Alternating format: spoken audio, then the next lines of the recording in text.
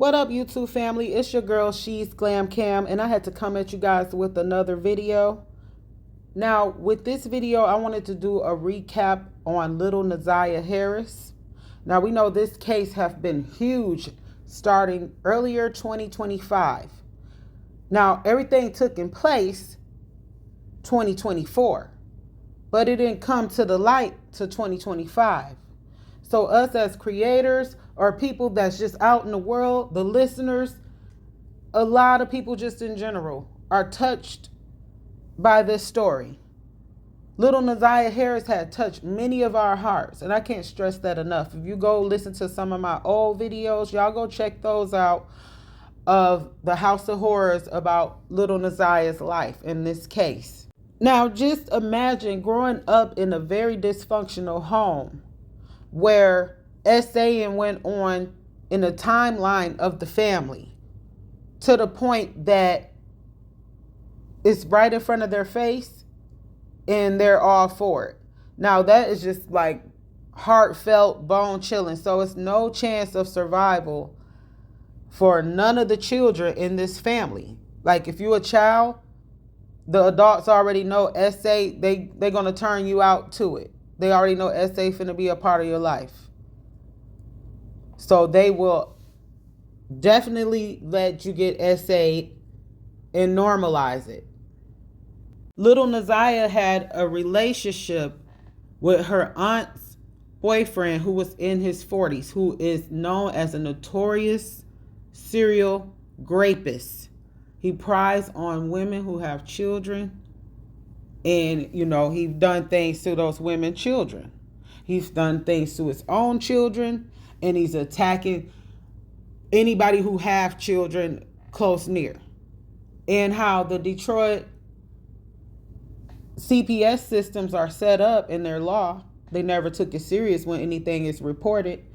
When the kids have told the adults that they got SA, touched on by this Jarvis Butts guy, soon as they told authorities and CPS and they came and checked the house, and after Annette and Shannon and Marquita had trained the kids to tell CPS nothing happened, it was all a lie, CPS left, threw it out the window. Okay, but they already knew that family had a long history of SA. Nobody is safe in that family. This case is just as sad as other cases. The thing with this case is that ZIYAH have not been recovered, and we still need justice. And we still need those ones that's involved to take accountability, even to the grandmother who did not call authorities, who was not concerned. We're going to wait till tomorrow. The grandmother that already knew what was taking place, the grandmother that already allowed that baby to get SA'd. She didn't care. She went up to the public school, to their Detroit police at the public school that they got working up there, and reported it there. She did not go make a big fuss and scene. And then she want to fake cry when the news come up and act like, oh, I'm so sad and hurt. But, oh, and another thing. And then Shannon claimed that she went out there riding looking for it. Y'all didn't try hard enough. Y'all didn't do anything because y'all knew what was happening and y'all knew what was going on. And y'all is definitely involved. I can't stress this enough. Like I said before, it was too many doggone adults around for those kids to not be safe. It's like these kids was around so many adults. We could just name them off, from Shannon to Marquitas to the uncles to Jarvis, to Jarvis' friend King, to King's sister. It's just so many adults around seeing these kids, but nobody saying anything. And I think this case here is the time that we need to be opening our mouths when it comes to these children. Like the snitch code and all that should be out the window when it comes to these children. You feel what I'm saying? Because it's sickening. We have to have this stop. So we already know that ZIYAH Harris' mother already suffered a lot of dysfunctional things in that household from the SA and all of that. And she tried her best to live out a normal life and take care of her children to the point she was breaking because she was never healed and well. So she turned to drugs, which left Annette to adopt the children. She already had her twins there in the home. Shannon Marquita, how she spoiled them, brainwashed them, have them doing treacherous things. They got allegations of SAing family members as well. Probably tried to do something to Naziah and her brother. You get what I'm saying? Because Naziah's brother ran away, just like his mom. Only ones that didn't run away was like Shannon and Marquita that we know of. The other siblings alleged like our mother is okay. She don't, she's not that type of mother. We had a well-rounded household. No, you guys didn't. You guys thought it was normal. And you guys was covering up the fact of what your mom know. And it's so sick when Jarvis was able to get away with the first, attempt of those kids reporting that he touched them. He was able to get away with that and continue grooming the kids. And my concern also is his daughter, which is the oldest one by Shannon. Ain't no telling how long Shannon been allowing this man to SA her. That's the sickest thing. Allegedly, but we all know, Marquita's daughter testified, that little young child, and she's the witness that Jarvis had SA'd Naziah and his own daughter. Okay? And tried to make attempts at her. You already know her dad got involved. See, Jarvis probably knew that girl had an active father, active in some type of way. But that baby girl had enough sense to be like, no, you're not touching me. Not saying the other kids didn't have sense, but they're brought into that environment and groomed. Once Naziah seen that her loved ones wasn't as concerned and upset with her after that guy touched her, Jarvis Butts touched her, she was groomed. Automatically. She's thinking that's okay. She knows it's not okay, but she's thinking that's okay.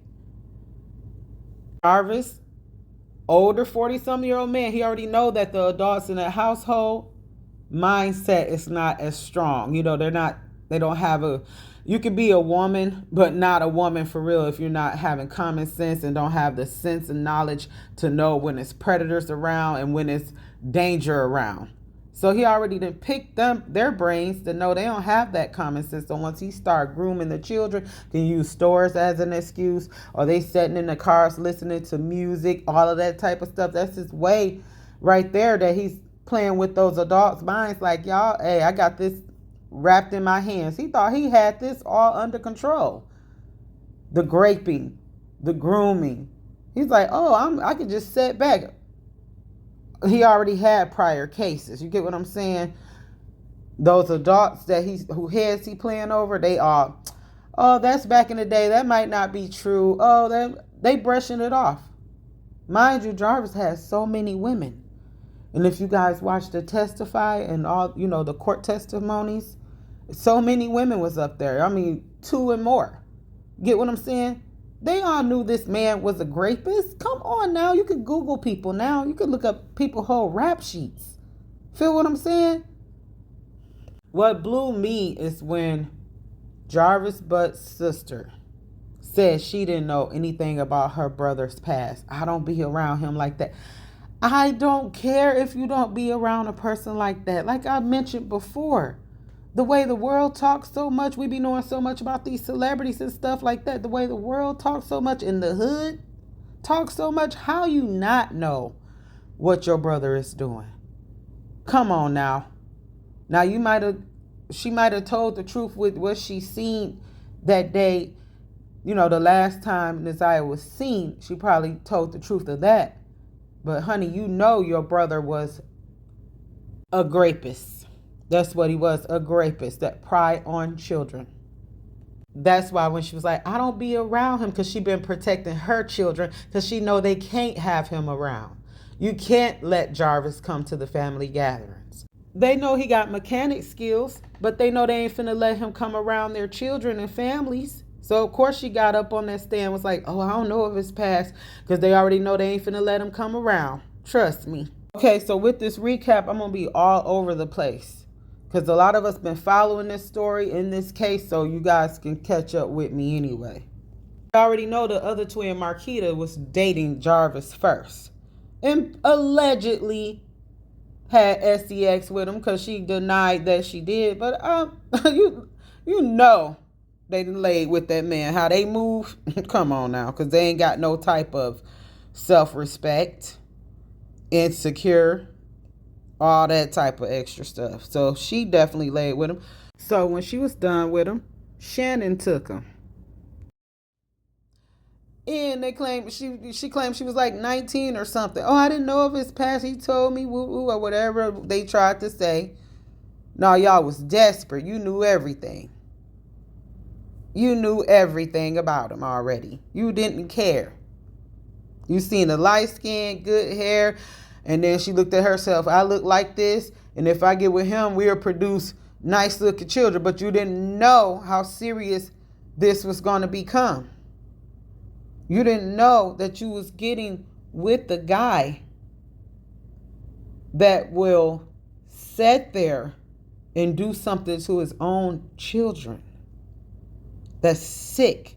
And she wanted to keep him around so much that she allowed it. It's just like that movie Precious. If you guys ever read the book, that's exactly what the mom allowed that dad to do to the baby and to the child, to keep him. And then as the child got older, the dad kept doing stuff with the child, and then the mother ended up resenting the child and blaming the child of taking her man. And that's exactly how this situation is. And also with the grandmother Annette, she got a thing for Jarvis as well. She go against the grain as well. They don't mind passing him around in the family, because you see that little ZIYAH even was a part of this. Though she was getting groomed by this man, but she was okay because she already see grandma probably laying up with him too. But she was okay that this auntie's child's father, he's a rapist, but she was starting to fall in love with him too, because Annette was still allowing Jarvis to take her to stores and come fix things.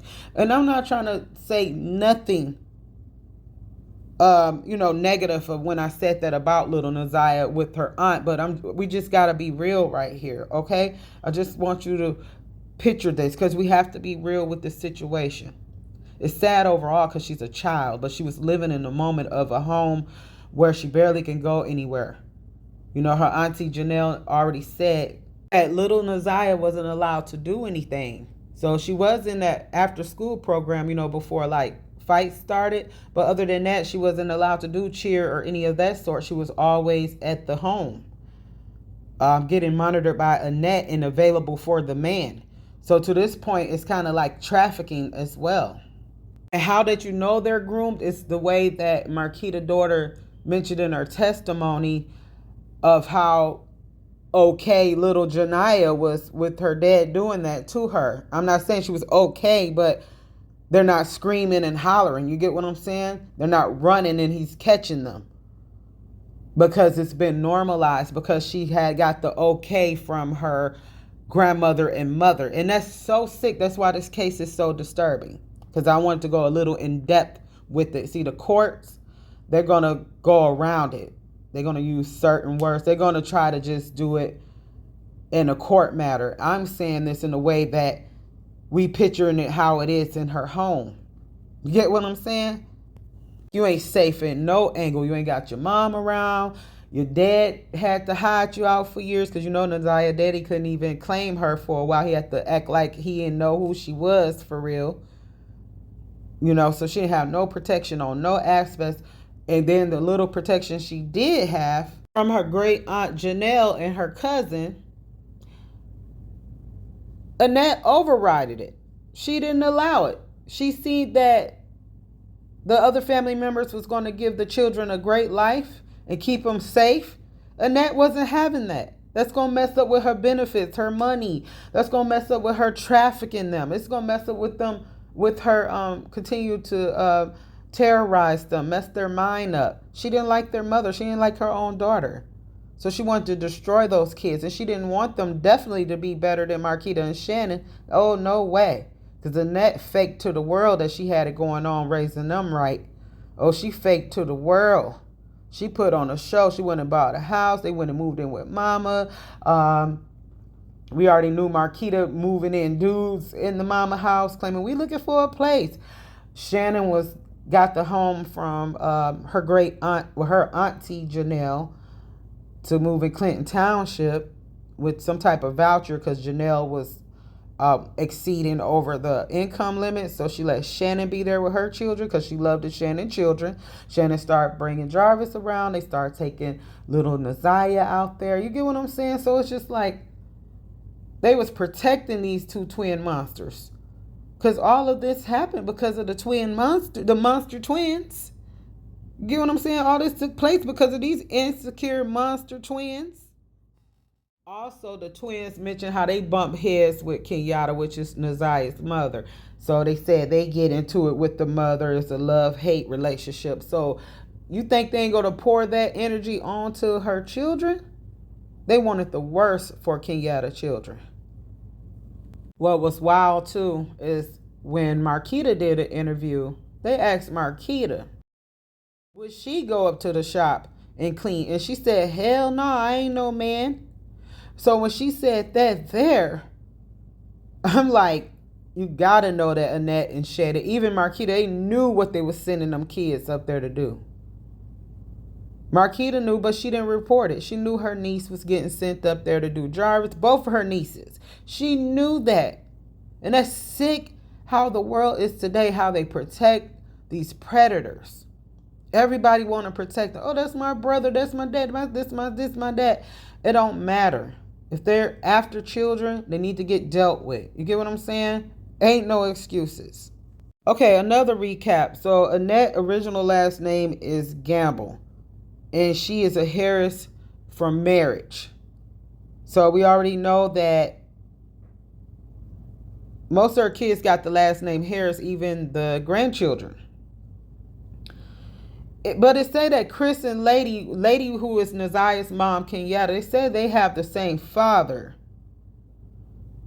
And I'm not sure if he's just the Harris and Annette kept the last name and kept giving it to other men, kids. You get what I'm saying? Because some of them women do that. If they get married the first time and they never divorce or they keep that last name, they'll just keep giving it to the other children.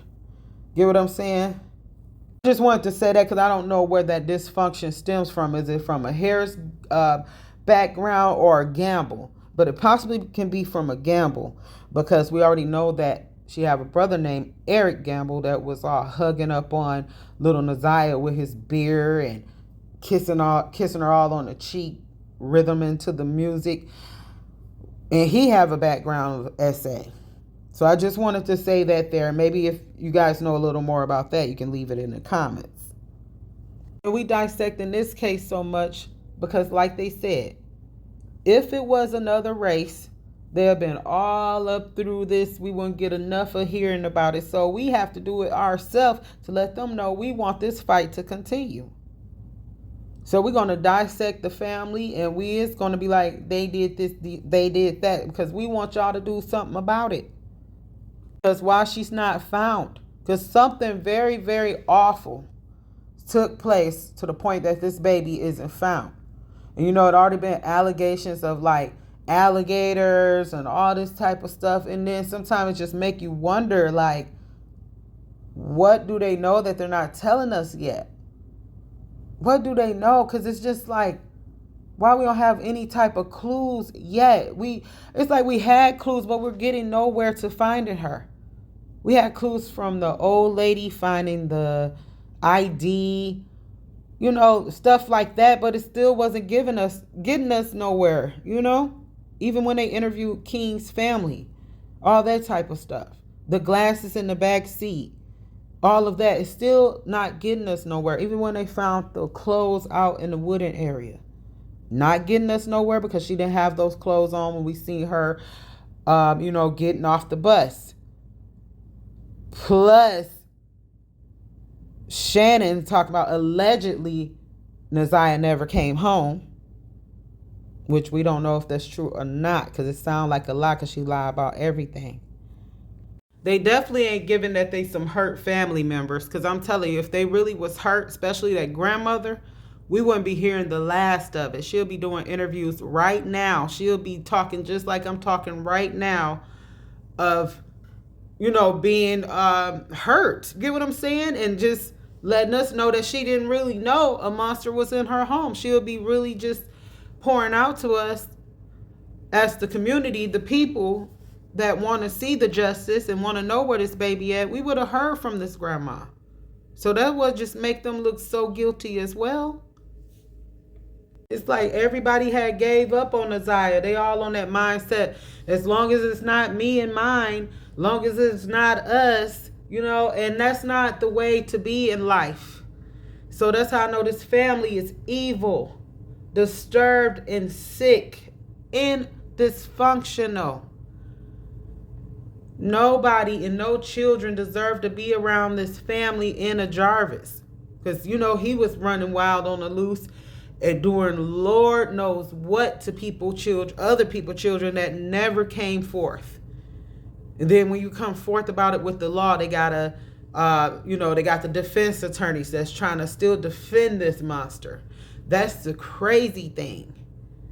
It's like we need that proper justice for all the children, all the people that's going through the same thing, and the victims. Proper justice. And we need people like Shannon, Marquita, and Annette dealt with.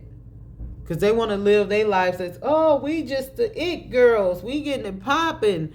We working at our jobs. We deserve to be free. Because they so selfish. They think they still should be out here roaming freely, living their daily life activities while little ZIYAH is not recovered. I wouldn't be able to sleep. I'll be knocking at those people's doors at the police station every day. What do we have? What do we have? Hurry up and get Jarvis charged. Hurry up and get. That's how you know they all guilty. They all guilty. We ain't heard nothing from them. And when somebody do walk up on them, it's all, they was this and she was that and I went through this. And I don't know where my niece at. That's my niece. I don't know. And I'm like, what? Seriously? And we didn't even hear from the mom. You would think the mom, Kenyatta, even at this point, would want to clean herself up and go out there and look for her child. She's not even trying to do that. That's what's crazy. Oh my goodness. So this is just part 1 of the recap.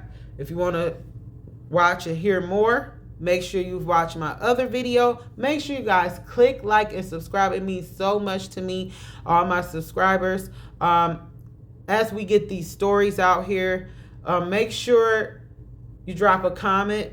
You can leave a dove in the comment section as well, because it's still justice for little ZIYAH. She went through a lot. She can't help it. So we're not trying to just discuss her like she's just some grown woman. She's just a little teen, just became a teen. She didn't get to have a flower life, like that beautiful little flower girl. Nobody's touching her, hurting her. She had to come up in a family where she had to get touched on in a manner that made her grow before her time, to the point that she thought that was the way to feel love. She thought that was the way that an adult was supposed to treat her. And that's sad. That's really sad. They groomed her in a way that when she see any older man, she possibly would have thought that she's able to be around that person. That's how statutory rape come about too. Because some things went on in that person's home. And so when they get away from that home and they still underage, they still think they can engage with sick mindset older men and thinking that's the appropriate way. That's because they got groomed. Get what I'm saying? People of a normal aspect, normal households, they know that they're either in a kid mindset, they're scared of their parents, they're not going to do those things, they don't know anything about being around adults and doing adult things. You get what I'm saying? We got to be realistic here. Men and women, if you bringing new people around your children, please do background checks. Please listen to your kids. Please watch your children. Pay attention to any details that's awkward. All of that type of stuff, please. Please make sure all allegations are real and adding up, beforehand, of course, but definitely look into it every time. It must be stopped that these predators get away with a lot and households are overriding it. You get what I'm saying? They have to stop. Period. So we're going to leave this video here, and it's still justice for ZIYAH. Till next time, peace out, stay safe.